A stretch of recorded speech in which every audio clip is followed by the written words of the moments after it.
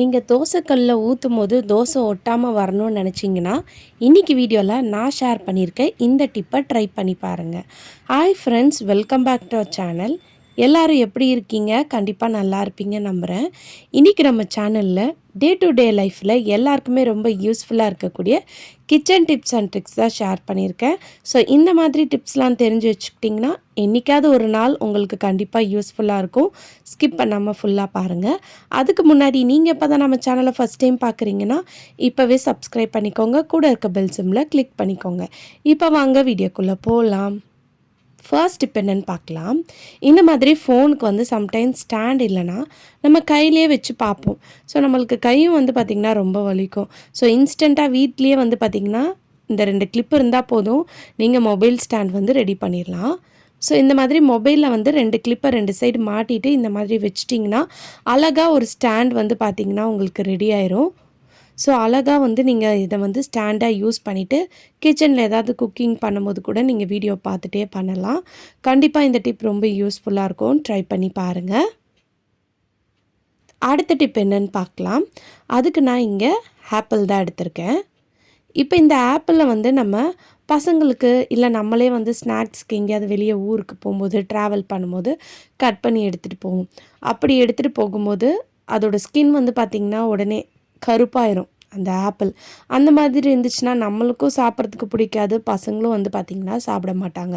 So இந்த மாதிரி 4 பீஸாக வந்து ஆப்பிளை வந்து கட் பண்ணிக்கோங்க. கட் பண்ணிவிட்டு நடுவில் இருக்கக்கூடிய இந்த சீடெலாம் மட்டும் ரிமூவ் பண்ணிக்கோங்க.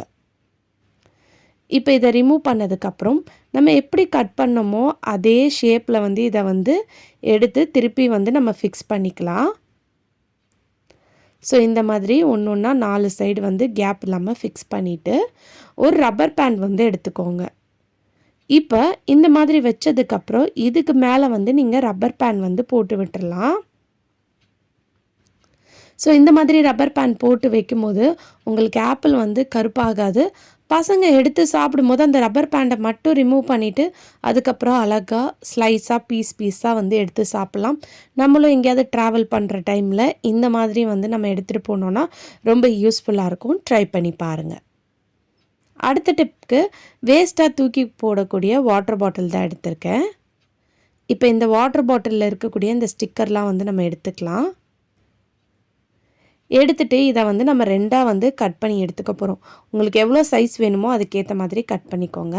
நைஃபை வந்து நல்லா சூடு பண்ணிவிட்டு நீங்கள் கட் பண்ணிங்கன்னா உங்களுக்கு ஈஸியாக வந்து கட் ஆயிடுது. ஸோ இப்போ கட் பண்ணதுக்கப்புறம் மேலே இருக்கிற போர்ஷன் வந்து தூக்கி போட்டுறாதீங்க, அதுவும் வந்து நம்ம யூஸ் பண்ண போகிறோம். இப்போ கீழே இருக்கிற போர்ஷன் மட்டும் எடுத்துக்கலாம். இப்போ இது கூட வந்து நம்ம சாக்ஸ், பழைய சாக்ஸ் வந்து நிறைய வச்சுருப்போம் நம்ம வீட்டில். குழந்தைங்களோட சாக்ஸ்லாம் வந்து பார்த்திங்கன்னா இன்னும் அழகாக டிசைன் போட்டு அந்த மாதிரி இருக்கும். அந்த சாக்ஸ்க்குள்ளே வந்து நான் வீடியோவில் காட்டுற மாதிரி நம்ம கட் பண்ணி வச்சுருக்கோம் இல்லையா, அந்த பாட்டிலை வந்து இந்த மாதிரி போட்டு விட்டுக்கோங்க. ஸோ இந்த மாதிரி உள்ளே நல்லா ஃபுல்லாக போட்டுட்டு பேலன்ஸ் இருக்கக்கூடிய எக்ஸ்ட்ரா எல்லாத்தையும் வந்து உள்ளே இந்த மாதிரி ப்ரெஸ் பண்ணி விட்டுருங்க. அவ்வளோதான், சூப்பரான ஒரு ஆர்கனைசர் வந்து பார்த்திங்கன்னா நம்ம ரெடி பண்ணிட்டோம். பார்க்குறதுக்கு இது வந்து வேஸ்ட் பாட்டிலில் தான் நம்ம ரெடி பண்ணியிருக்கோன்னு தெரியவே தெரியாது. அவ்வளோ அழகாக இருக்கும். கிச்சனில் இருக்கக்கூடிய நைஃப், சிசர், டூல்ஸ்லாம் கூட நீங்கள் போட்டு வச்சுக்கலாம். அப்படி இல்லைனா நீங்கள் ட்ரெஸ்ஸிங் டேபிளில் நீங்கள் யூஸ் பண்ணுற காஜல், சீப்பு அதெல்லாம் போட்டு வச்சுக்கலாம். இல்லைனா ஒரு பென் ஸ்டாண்டாக கூட நீங்கள் இதை வந்து யூஸ் பண்ணிக்கலாம். பார்க்குறதுக்கு ரொம்பவே அழகாக இருக்கும். வேஸ்ட்டாக தூக்கி போடக்கூடிய பாட்டிலை வந்து நீங்கள் இப்படி கூட வந்து பார்த்திங்கன்னா ரீயூஸ் பண்ணிக்கலாம். ட்ரை பண்ணி பாருங்கள். அடுத்த டிப்க்கு நம்ம கிராசரி ஐட்டம்ஸ் இந்த மாதிரி பருப்பு, சக்கரெல்லாம் கட் பண்ணி யூஸ் பண்ணிவிட்டு அதை வந்து திருப்பி நம்ம அப்படியே வந்து ஒன்று ரப்பர் பேண்ட் போட்டு வைப்போம், இல்லைனா கிளிப் போட்டு வைப்போம். ஸோ அது வந்து அந்த அளவுக்கு ஃப்ரெஷ்ஷாக இருக்காது. இந்த மெத்தடை நீங்கள் ஃபாலோ பண்ணுங்கள், ரொம்ப ஃப்ரெஷ்ஷாக இருக்கும். நெக்ஸ்ட் டைம் நீங்கள் எடுத்து யூஸ் பண்ணுறதுக்கும் ஈஸியாக இருக்கும். அதுக்கு வந்து நம்ம பாட்டில் கட் பண்ணோம் இல்லையா, அதோட மவுத் பார்ட் மட்டும் எடுத்துக்கோங்க. நம்ம கட் பண்ண கவருக்குள்ளே இதை இன்செக்ட் பண்ணிவிட்டு இந்த மாதிரி ரப்பர் பேண்ட் வந்து போட்டு விட்டுருங்க. போட்டுட்டு இதை வந்து நம்ம க்ளோஸ் பண்ணிக்கலாம். இந்த மாதிரி நம்ம க்ளோஸ் பண்ணி வச்சிட்டோன்னா வேணுன்றப்போதே எடுத்துகிட்டு இந்த மாதிரி ஓப்பன் பண்ணிவிட்டு நம்ம ரீஃபில் பண்ணிக்கலாம். திருப்பி அப்புறம் வந்து பார்த்திங்கன்னா க்ளோஸ் பண்ணி வச்சுக்கலாம்.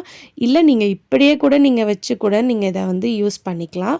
ரொம்பவே உங்களுக்கு ஏர் டைட்டாக இருக்கும், ஃப்ரெஷ்ஷாகவும் இருக்கும். உங்கள்கிட்ட நிறைய கண்டெய்னர்ஸ் இல்லைன்னா இந்த மெத்தட் யூஸ் பண்ணி கூட நீங்கள் ஸ்டோர் பண்ணி வச்சுக்கோங்க, ரொம்ப ஃப்ரெஷ்ஷாக இருக்கும். அடுத்த டிப் என்னன்னு பார்க்கலாம். இரும்பு தோசைக்கல் வச்சுப்போம். அதில் வந்து தோசை ஊற்றும் போது வந்து பார்த்திங்கன்னா சம்டைம்ஸ் ஒட்டாமல் வந்துடும். அது ஏன்னு பார்த்திங்கன்னா இது மேலே இருக்கக்கூடிய கோட்டிங் தான்.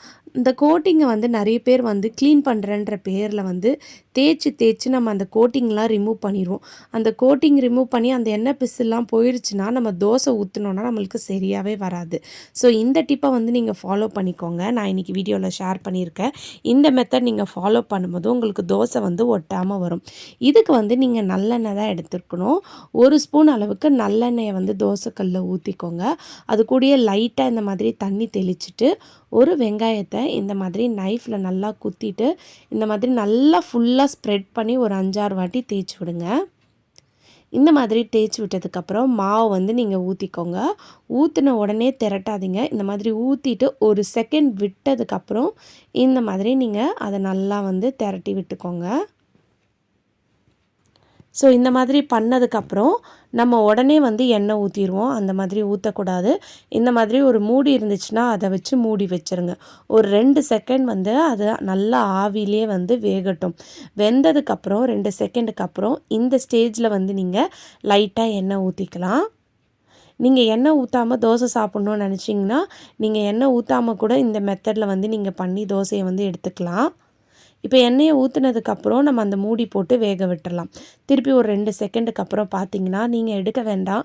அதுவே உங்களுக்கு எல்லா சைடும் 4 சைடும் வந்து பார்த்திங்கன்னா தோசை அழகாக பேப்பர் மாதிரி உங்களுக்கு இலகி வந்துடும். இப்போ நீங்கள் திருப்பி போட்டுட்டு திருப்பி நீங்கள் மூடி போட்டு மூடி வச்சுருங்க. இந்த மெத்தட் பண்ணும்போது நீங்கள் ரொம்ப ஃபாஸ்ட்டாகவும் வைக்கக்கூடாது, ரொம்ப ஸ்லோ சிம்லேயும் வைக்கக்கூடாது. லைட்டாக மீடியம் இருக்கும் இல்லையா, அந்த டைப்பில் வந்து வச்சு நீங்கள் தோசையை வந்து சுட்டு எடுத்துக்கோங்க.